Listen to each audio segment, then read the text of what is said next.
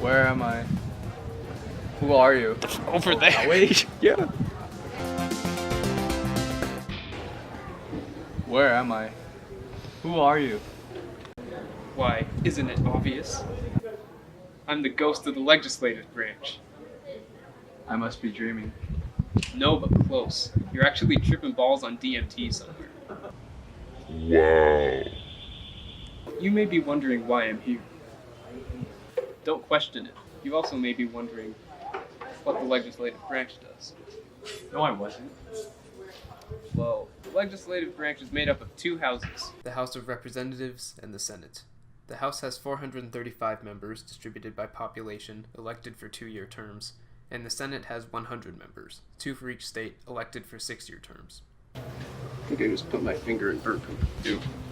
The main job of the legislative branch is to make laws. Wait, you mean Congress actually does stuff? Well, we try. It's difficult at times.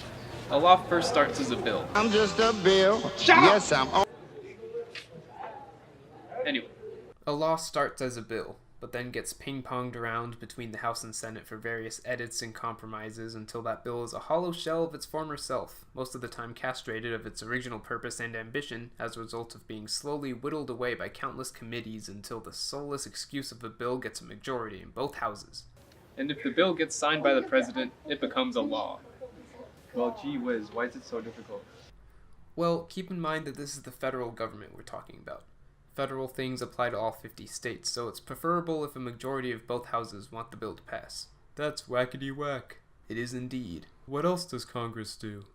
I'm glad you asked. Congress has the power to lay and collect taxes, borrow money, regulate commerce between states and foreign nations, establish rules for naturalization, and much more. Wowza, that's a lot.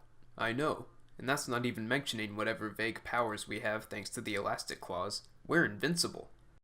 Wow, legislative branch, you're so cool. Yeah, I know. Now, if you excuse me, I have to return some videotapes. Why, hello! Who are you? I'm Woodrow Wilson, debatably the worst president of the United States, and the ghost of the executive branch, if that ghost happened to look like a half-Mexican 17-year-old with a really bad costume on. I'm here to teach you about the executive branch. But I think I get the gist of the executive branch.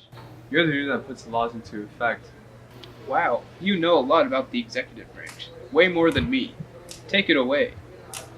Okay.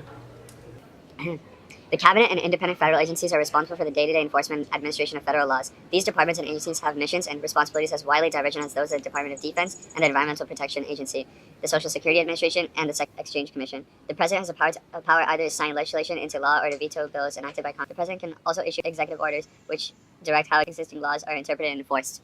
Now, if you excuse me, I have to watch Birth of a Nation again, extend the length of the First World War, and inadvertently cause the Russian Revolution and rise of the Nazi Party.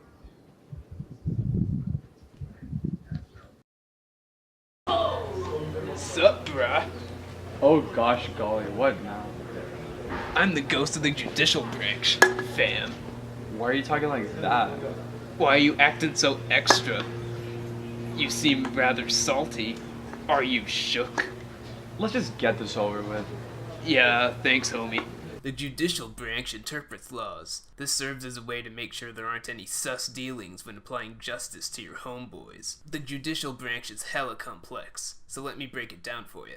We'll start with the Supreme Court, which is made up of 8 associative justices and 1 chief justice. They have the power of judicial review, which means that they make sure federal laws, state laws, and actions by the president are constitutional. This is all thanks to some baller named John Marshall, who basically gave the Supreme Court that power. Sketch, am I right? The Court of Appeals whoop-de-doo handles only appellate cases. Most cases come from federal district courts, correcting errors in procedures and misinterpretations of precedent. At the very bottom are the district courts. They handle original jurisdiction in the federal system. These courts can hear both criminal and civil cases, and federal crimes and federal civil suits. There are almost 100 of these bad boys, so be careful. You don't want your homies to get swiped. Well, this has sure been fun, bruh. But I gotta go. Clarence Thomas is throwing a party at his place tonight, and I can't miss it. You wanna come? I mean, Hold that thought. Ruth Bader Ginsburg is already dancing on the table. Babe, get down. You just got back from the hospital. gosh golly gee, I learned a lot, but maybe I learned more about checks and balances.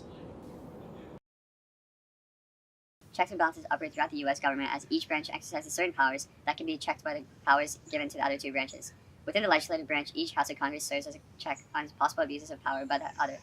The President appoints the members of the Supreme Court but only with the consent of the Senate, which also approves certain other executive appointments. The Senate must also approve treaties.